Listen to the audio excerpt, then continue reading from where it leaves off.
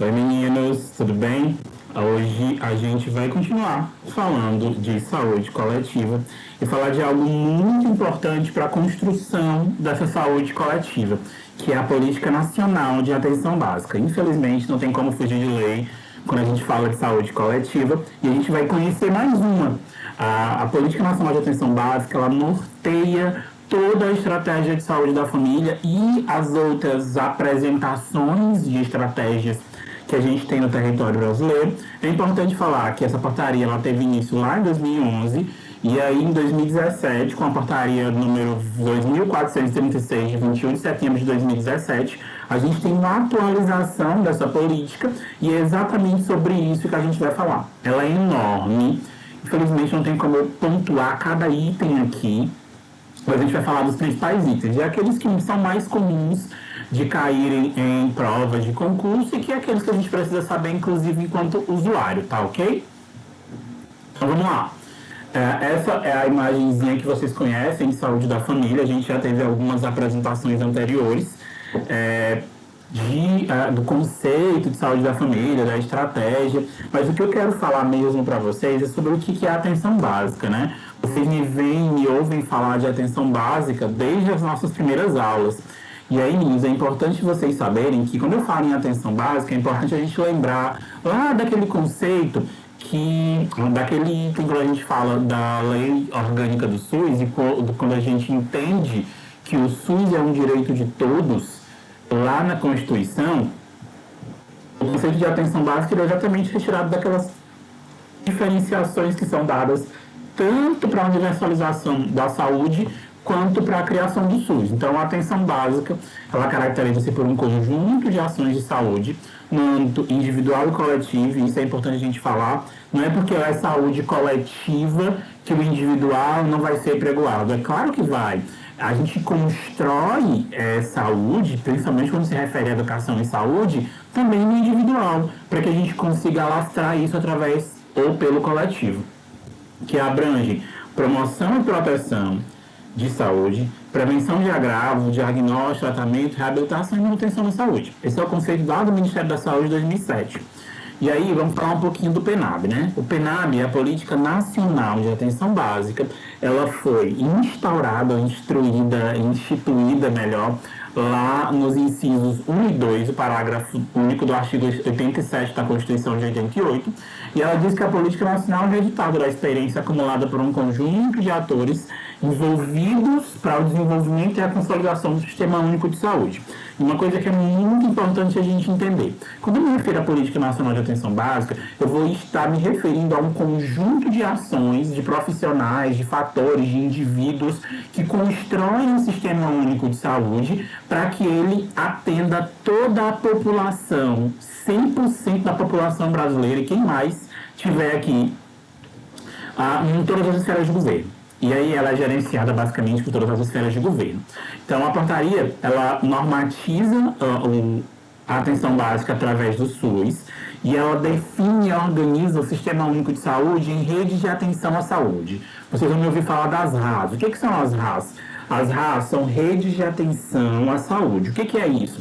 Vocês lembram que eu falei para vocês que o Sistema Único de Saúde tem como obrigação garantir que o paciente ele vai ser atendido independente da necessidade dele, e se ele precisar, através de outros níveis de atenção, ele também vai ser atendido. Até usei como exemplo a grávida, né, que passa da unidade básica de saúde, onde é atendido lá através do pré-natal.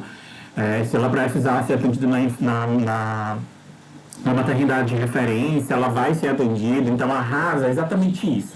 São as redes de atenção à saúde. É todos os pontos interligados em que o paciente, e aí é importante falar isso, o SUS não tem paciente, o SUS tem usuário, né? Em que o usuário do Sistema Único de Saúde tem acesso. E aí a estratégia é um cuidado integral, e vocês devem lembrar da integralidade, né? Direcionada a todos aos tipos de assistência, independente do tipo de população, de onde ela se encontra. As RAS, elas têm como função orientar os fluxos e os contrafluxos. O que é isso, o fluxo e o contrafluxo? É a mesma coisa de referência e contrarreferência. Tá bom? A referência é o direito que eu tenho garantido de acessar uma nova uma nova etapa, um novo... Acabei de falar a palavra e esqueci. Um novo nível de assistência e o contrafluxo é a garantia que eu tenho também de voltar se eu não precisar mais, ok? Produtos e informações em todos os pontos de saúde. E aí, só para relembrar, o PNAB ele traz, ele dispõe muito bem os princípios e diretrizes do SUS, em que os princípios são universalidade, equidade, integralidade, tudo aquilo que a gente falou, e as diretrizes são todas aquelas que a gente também já discutiu, tá ok? E aí, vamos falar um pouquinho aqui de como é formada essa estratégia, do que quais são os principais pontos discutidos dentro da rede de atenção à saúde. As RAS, a gente já discutiu, né, que ela diferencia-se basicamente como uma estratégia de cuidado integral ao paciente, direcionada a todas as necessidades da população. Elas constituem, como eu falei, pontos interligados ou arranjos organizativos para que esse paciente tenha todo tipo de acesso quando necessário. A atenção básica ela é estruturada basicamente como primeiro ponto de atenção, e aí uma coisa que vocês não podem esquecer, a atenção básica é a porta de entrada do sistema. Sistema Único de Saúde. Vou explicar isso melhor. Exceto numa situação, acho que eu até já comentei isso, mas eu vou repetir para vocês não esquecerem. O paciente, o usuário do SUS, né, lá na casa dele, onde ele está, ele começou a sentir dificuldade para enxergar.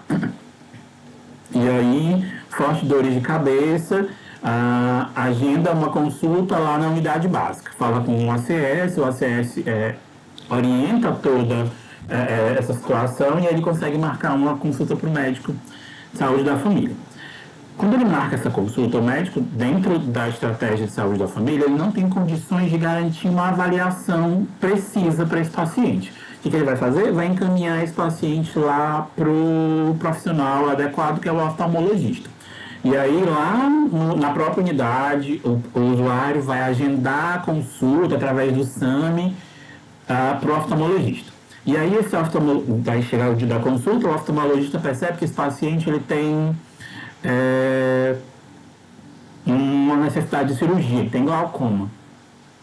Então, o que é a rede? O que são as RAS?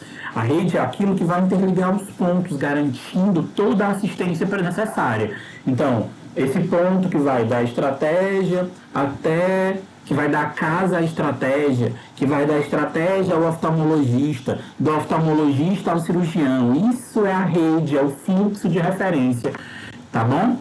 Se necessário, uma assistência multidisciplinar. E aí, quando eu falo em porta de entrada, era isso que eu estava falando, é que a unidade básica é sempre a porta de entrada para toda e qualquer situação. É claro, em situações de urgência e emergência, né? Que aí, essas situações, o paciente não precisa entrar pela porta de entrada, que é a estratégia, mas todas as outras, o paciente vai ter que entrar de forma correta no sistema, tá ok? O PNAB ele teve uma primeira lei editada em 2011, mas a mais atual é a de 2017, que é a que a gente está estudando. Então, o PNAB está presente em estados, municípios, no Distrito Federal, organiza essas redes de atenção. A gestão municipal ela deve articular e criar condições para que a referência de serviço, seja ela municipal ou estadual, e isso é importante a gente falar, a maioria das referências elas são estaduais e federais. Um exemplo disso, aqui no Piauí, a gente tem o HUT, que é estadual, embora seja bipartite, né, estadual e municipal. A gente tem o Hospital HGV, que é estadual. A gente tem o HU, que é um hospital universitário federal. Embora a gente também tenha, principalmente em Teresina, essas diferenciações nos hospitais municipais. Mas os serviços especializados, eles cabem quase que integralmente ao Estado e ao governo federal. E aí, quais as responsabilidades do PNAB? Organizar o fluxo, através da gestão municipal, né? Organizar o fluxo das pessoas, gerir a referência e a contra-referência e estabelecer a relação entre os especialistas e presentes em todo o território. E aí, meninos, quando eu me refiro a uma atenção básica, é importante que uma coisa venha à nossa cabeça, que isso acontece principalmente dentro das estratégias ou unidades básicas de saúde. O que é a unidade básica de saúde? A unidade básica de saúde é a estrutura física onde acontece ou a porta de entrada, digamos assim, da atenção básica, tá bom? Então, vamos lá. Unidade Básica de Saúde, ou UBS, é só a sigla, ela é a infraestrutura ou a estrutura física necessária para iniciar esse atendimento. Então vamos lá. O que deve existir nessa unidade básica? Se o PNAD estipula como deve ser cada unidade, se elas não acontecem como o PNAD estrutura, isso é culpa do município, tá bom? Então elas devem atender toda a estrutura física, os parâmetros necessários, ela vai em consideração a necessidade demográfica, sua composição, a gente vai ver como é essa composição, atuação, os tipos de equipe que ela tem, a gente vai falar um pouquinho de estratégias e de equipes de saúde da família, o perfil da população, se a população é urbana, se a população é rural, se ela é ribeirinha. Então, cada população, e se a gente fala de equidade, vocês lembram disso, elas devem atender, cada população deve ser atendida conforme a sua necessidade. A UBS, como eu falei, ela deve ser construída de acordo com todas as normas sanitárias, deve ter pontos de atendimento dispersos a fim de atender todos os tipos de população. Então ela pode ser rural, pode ser ribeirinha, pode ser assentamento, uma área pantaneira, enfim. Não importa onde a população esteja, ela deve ser atendida. Como é que elas devem ser apresentadas?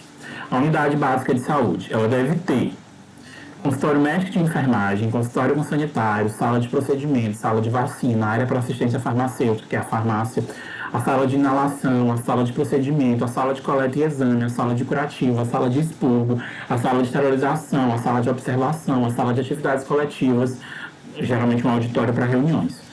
Muitas dessas atividades geralmente acontecem na mesma sala. Por exemplo, a sala de procedimento é onde se faz curativo, é onde se faz inalação, onde geralmente fica a esterilização também lá. E aí elas deviam ser separadas, porque, enfim, muitas vezes vários pacientes precisam ser atendidos ao mesmo tempo, para retirada de ponto, para administração de medicamento, para uma própria inalação, mas, infelizmente, não acontece como são orientadas. E aí, se essa unidade básica ela tem profissionais de saúde bucal, também será necessário um consultório com todo o equiparato necessário. E aí, a unidade básica de saúde fluvial, o que é essa unidade de saúde fluvial? Lembra que eu falei para vocês que as populações ribeirinhas também devem ser atendidas? O que é a população ribeirinha? A população ribeirinha é aquela população lá na Amazônia, que está distante, que mora na beira dos rios, enfim. E aí existe uma unidade de saúde que ela é flutuante. Ou seja, que ela vai lá ter ela fica num navio, num barco, enfim. E aí ela vai ter consultório médico, consultório de enfermagem, área para assistência farmacêutica, laboratório, uma coisa que as físicas não têm, porque a gente consegue enviar esse material para os laboratórios conveniados, que fazem parte da rede de assistência, sala de vacina, sala de procedimento. Se tiver profissional de saúde bucal, também deve ter consultório odontológico, e aí deve ter recepção, banheiro exclusivo para os funcionários, expurgo, cabine, para toda a equipe, para eles dormirem, né? Porque, enfim, eles ficam muito tempo viajando, atendendo essa população, cozinha e outros ambientes, dependendo da necessidade. Existe a unidade odontológica móvel, enfim. Por que eu tenho que falar isso? Por que eu tenho que saber dessa parte?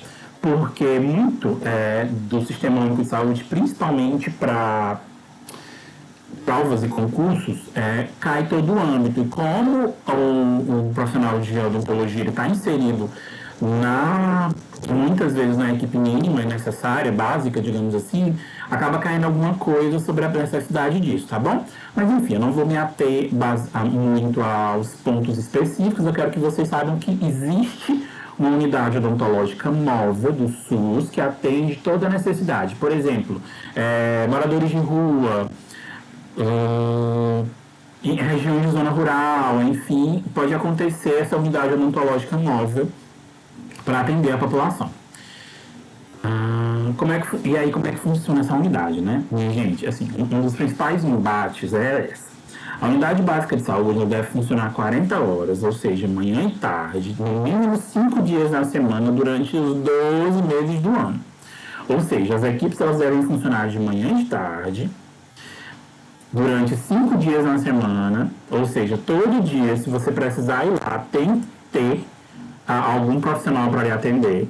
elas podem acontecer em horários alternativos, mas isso deve ser pactuado a partir da participação social, ou seja, lembra da participação social, que é a população participando desse processo de construção do Sistema Único de Saúde? Então, a população deve ser informada disso, ela deve participar dessa pactuação de distribuição de horários. E aí, é óbvio que uma coisa muito importante é que ela deve ser atendida independente. Na verdade, ela deve ser atendida, todas as necessidades devem ser atendidas a partir da pactuação daquele horário. E aí, umas coisinhas que vocês não podem esquecer. Vocês podem esquecer o nome da mãe de vocês. E vocês não podem esquecer, porque isso aqui é sempre cai em prova de concurso. Vamos lá. Como forma de garantir toda a orientação desse cuidado, existem algumas resoluções para que garanta que a atenção à unidade básica de saúde seja resolutiva na sua assistência, o que recomenda o Ministério da Saúde através do PNAB. Primeiro, eu preciso explicar uma coisa. O que é população adscrita, né? É o primeiro termo que a gente não conhece ainda. População adscrita é aquela população que está em torno da estratégia. Ou seja, é aquela população que necessariamente vai ser atendida por aquela equipe. Tá ok? Então, a população adscrita por equipe de atenção básica e de saúde da família, e a estratégia de saúde da família que eu falo é o profissional, é o médico, o enfermeiro, eu vou já falar a equipe mínima para vocês, mas essas equipes de atenção básica e de estratégia de saúde da família, elas devem atender de cerca de cada equipe, não é a estrutura toda. Muitas vezes acontece de uma unidade ter 2, 3, 4 equipes. E aí cada equipe tem a sua população adscrita, tá bom? É por isso que sempre que você vai ao postinho, quem costuma ir, sabe que a primeira pergunta que te fazem é qual é o número da tua equipe? Quem é o teu agente de saúde? Porque cada agente está vinculada a uma equipe. Cada indivíduo está vinculado a uma equipe. Então, a população adscrita de cada equipe é cerca de 2.000 a 3.500 pessoas localizadas no território em que a unidade está. Além dessa faixa populacional, podem existir outros arranjos de adscrição, vai depender da vulnerabilidade, do risco dessa população, da dinâmica comunitária. Por exemplo, uma unidade de zona rural, ela vai ser distribuída de forma diferenciada, né? Porque muitas vezes tem 2 casas num espaço, 3 casas no outro, uma casa numa outra comunidade, enfim, então é muito pequeno e essa distribuição é diferenciada, tá ok? Então cabe tanto a pactuação da prefeitura quanto do conselho a registrarem e diferenciarem essas situações. Não importa como isso vai acontecer, o importante é que a população seja assistida. Cada unidade pode ter no máximo 4 equipes. Isso vai depender muito da estrutura, mas a orientação é que tenha 4 equipes por UBS, tá bom? Geralmente 2 de manhã e 2 à tarde. Fica estipulado para cálculo de teto máximo de equipes uma população com ou sem profissionais de saúde bucal, dividir por 1.000, e aí vai depender por 2.000, na verdade, que pegar a população total, divide por 2.000 e vai dar a necessidade de quantas estratégias de saúde da família vão existir naquele município. E em municípios ou territórios com menos de 2.000 habitantes, deve existir pelo menos uma equipe de saúde da família que seja responsável por toda a população. Dentro da unidade devem estar dispostas várias situações, principalmente orientações quanto quem que atende naquela unidade, quais são as equipes, o horário de atendimento, o mapa de abrangência. O que é o mapa de abrangência? Toda unidade tem, toda a estratégia, toda unidade básica de saúde da família tem isso. É um mapa dizendo, olha, essa porção amarelada é da minha equipe, essa porção cor-de-rosa é da outra equipe, que diz até que casa começa e até que casa termina aquela equipe, tá bom? A identificação do gerente da atenção básica, o gerente ou coordenador da atenção básica, para que ele seja direcionado às demandas precisas a ele. A relação de serviços disponíveis, o que é feito naquela unidade, né? É importante que a população entenda, muita gente não sabe o que tem, o que pode ser feito dentro da estratégia de saúde da família e o detalhamento das escalas de atendimento. A equipe 81 atende de manhã, 82 atende à tarde, 83 atende de manhã, 84 atende à tarde, tá bom? Então isso deve ser muito claro, porque cada estratégia, cada equipe vai atender basicamente a sua população. E aí, meninos, uma coisa que eu preciso que vocês saibam, existem algumas diferenças entre os tipos de equipe. A primeira equipe, a mais comum, é a equipe de saúde da família, tá bom? Essa equipe, ela é a estratégia prioritária para atenção à saúde de toda aquela população lá descrita e ela é a mais presente, mais comum no território brasileiro. Quem é que compõe de forma mínima essa equipe? Isso é muito comum em prova de concurso também. Prestem atenção. A gente tem um médico, preferencialmente especialista em saúde da família, em medicina e comunidade, um enfermeiro, preferencialmente também especialista em saúde da família, um auxiliar técnico de enfermagem e agentes comunitários de saúde. Uma coisa que é importante, isso aqui não é um número para a unidade básica de saúde da família. Isso aqui é número por equipe. Se tem 4 equipes nessa unidade, cada equipe deve ter o seu médico, o seu enfermeiro, o seu auxiliar, o técnico de enfermagem e os seus agentes específicos, tá bom? Uma coisa que é muito importante. Existe o PACS, que é o Programa de Agentes Comunitários de Saúde. O PACS, ele orienta como é que deve ser o trabalho dos agentes comunitários de saúde. Uma coisa que é muito importante vocês saberem. Os agentes comunitários de saúde, eles devem ser inseridos daquela comunidade. De que adianta eu pegar um agente, uma pessoa que mora em Teresina e levar para ele trabalhar lá em União como um agente de saúde da família? Ele vai conhecer a realidade daquela comunidade? Ele vai conhecer as necessidades daquela comunidade? Não adianta. O importante é que seja alguém inserido da comunidade para que ele, de fato, direcione as principais demandas da família. Isso traz alguns problemas, né? Principalmente com fofoca, mas é importante que isso seja importante para a adesão dos profissionais e principalmente da comunidade. Pode fazer parte da equipe mínima dessa equipe um dentista, um profissional de saúde bucal, geralmente o cirurgião dentista, e um auxiliar técnico em saúde bucal, tá bom? Se tem um dentista, é muito importante também que tenha o auxiliar técnico. Então, a equipe mínima é essa, gente.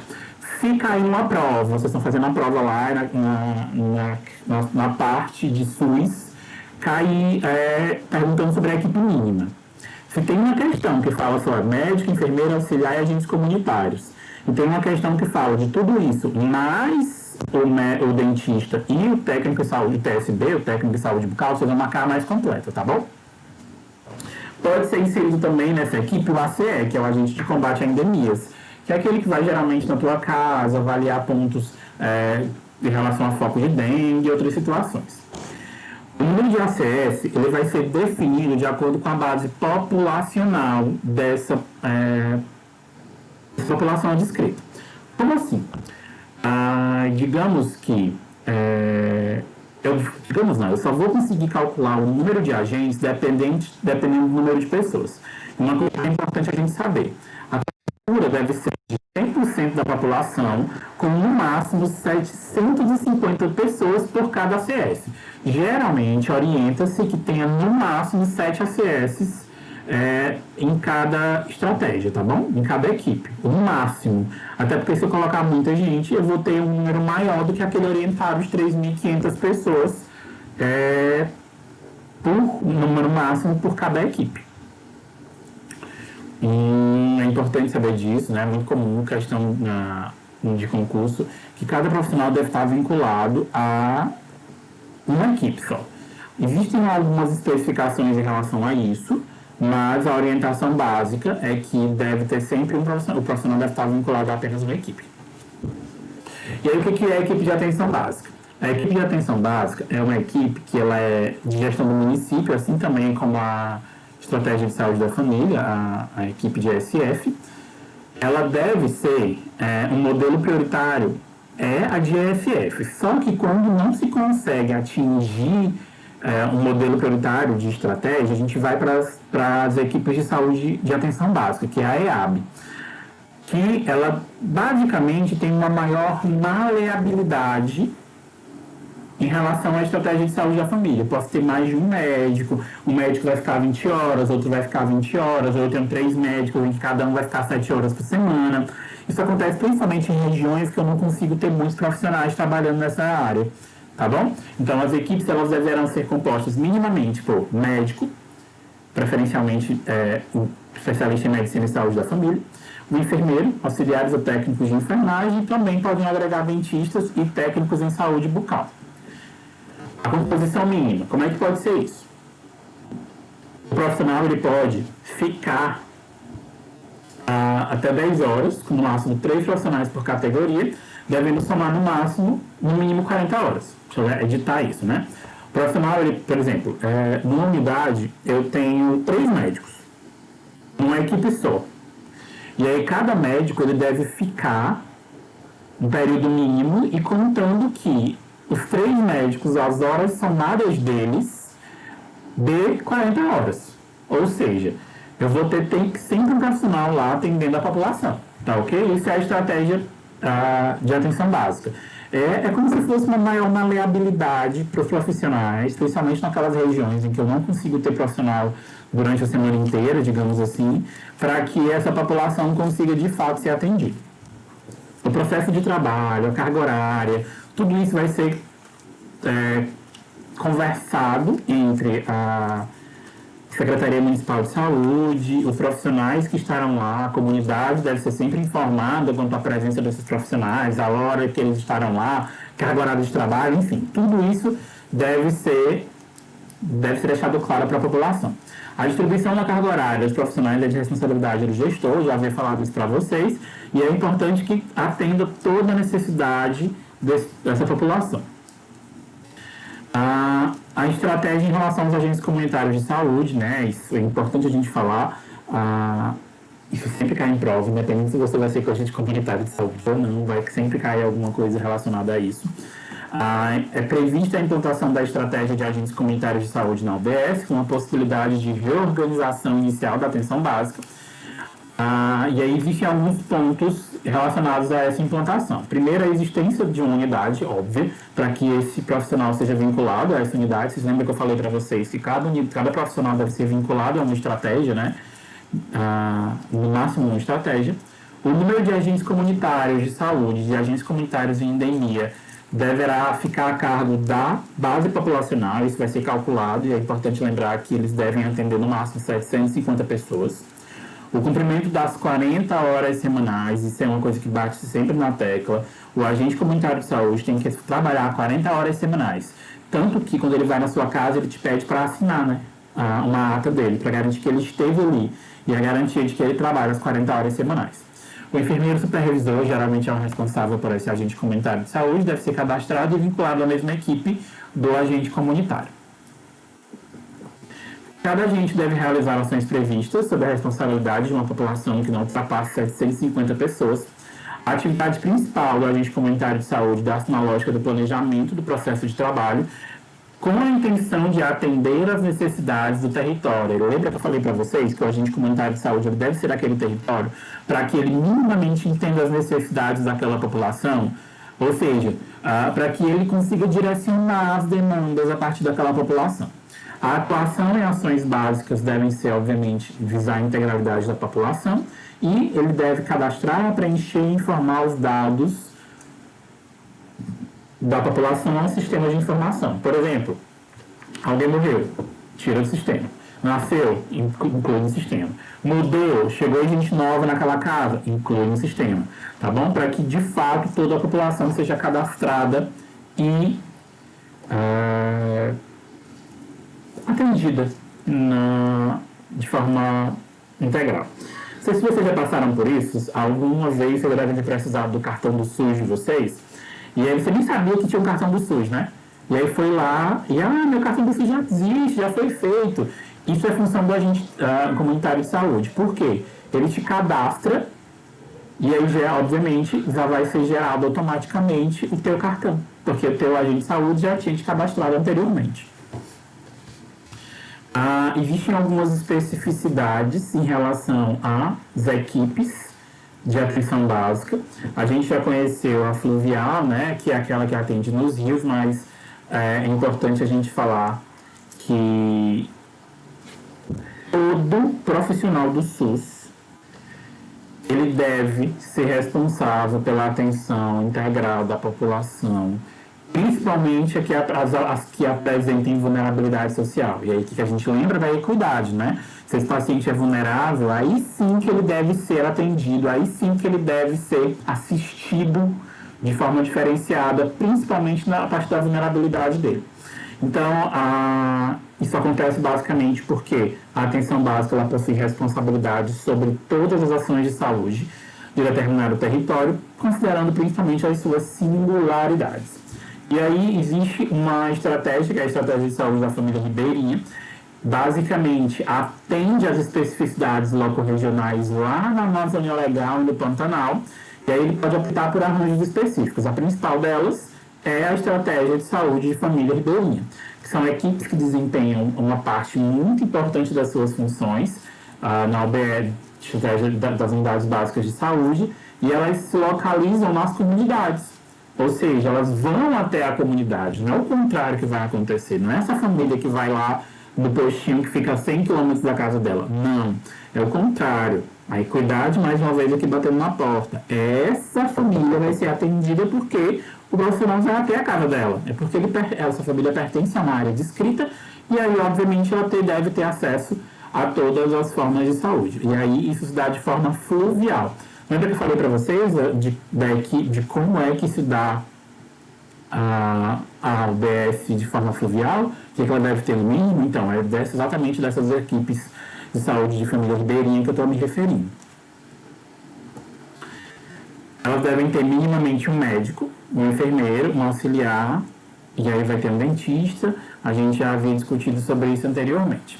E aí, para operacionalizar toda essa estratégia, o que pode acontecer? A estratégia de saúde da família ribeirinha, ela deve, obviamente, receber um incentivo de custeio, a logística disso, né? Porque já que esses profissionais estão indo até as famílias, tem uma logística de movimentação, desde abastecer o barco que elas estão indo até a alimentação desses profissionais, enfim. E aí ela pode ter até 4 unidades de apoio satélites, que são pontos onde esses profissionais vão atender essas comunidades, sei lá, e digamos que essa população seja uma população indígena, uma comunidade indígena lá na Amazônia Legal.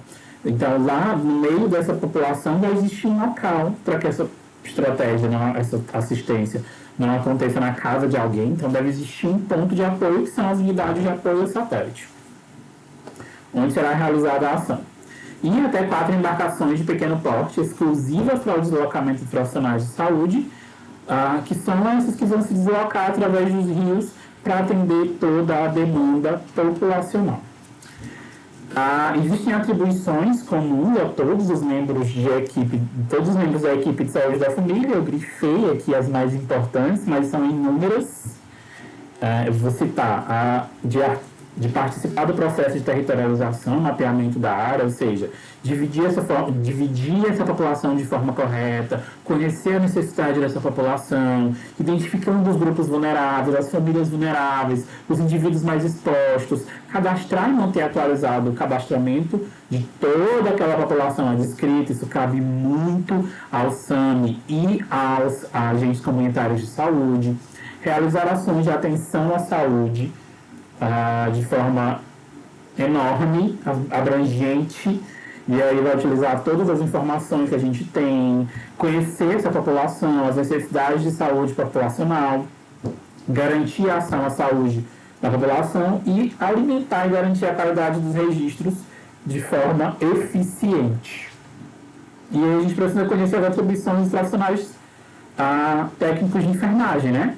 Então, o profissional técnico de enfermagem deve participar das atividades de atenção à saúde, realizando procedimentos regulamentados no exercício de sua profissão. Uma coisa muito importante, você só vai fazer aquilo que lhe compete, ok? Você deve lembrar isso lá da ética. Só vai fazer aquilo que você, enquanto técnico de enfermagem, pode fazer, quando indicado ou necessário, no domicílio ou os demais espaços comunitários, e aí é importante a gente falar disso. Uma das funções das estratégias das equipes de saúde da família é realizar visitas domiciliares. Essas visitas, elas têm a intenção de conhecer a realidade da família, participar ativamente dessa realidade e intervir de forma efetiva para melhorar a qualidade de vida dessa população. As visitas domiciliares, elas acontecem principalmente em 3 situações. Em caso de pacientes acamados, em caso de parturiente, acabou de ter o bebê, e quando o paciente, ele, mesmo não sendo acamado, ele não tem possibilidade de ir à estratégia. Realizar procedimentos de enfermagem, como curativo, administração de medicamento, vacina, coleta de material para exame, lavagem, preparação e esterilização de materiais, entre outras atividades delegadas pelo enfermeiro, e é importante dizer isso, essa atividade ela não é delegada pelo enfermeiro, ela é função do profissional técnico de enfermagem, porque o PENAB diz isso, vocês estão vendo, e exercer as atribuições que sejam de responsabilidade na sua área de atuação. E aí, meninos, é muito importante que vocês tenham entendido isso. Essa lei é enorme, né? Essa normativa é enorme. Eu grifei, apontei os principais pontos.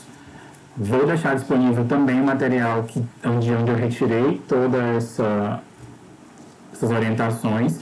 E é importante que vocês conheçam, porque é muito comum essas orientações, essas especificações caírem em provas de concurso. Tá ok? E aí a gente precisa saber enquanto usuário, né?